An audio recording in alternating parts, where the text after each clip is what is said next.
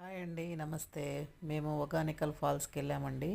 అక్కడ ఫిష్ చాలా ఉంటాయండి. మనకి ఇష్టం వచ్చిన ఫిష్ తీసుకొని తూకం వేయించుకొని కొనుక్కొని ఈ విధంగా వంట చేయించుకోవచ్చండి. మేము 2 కేజీలు ఫిష్ తీసుకొని మంచిగా క్లీన్ చేయించుకొని మంచిగా ఫ్రై చేయించుకున్నాము.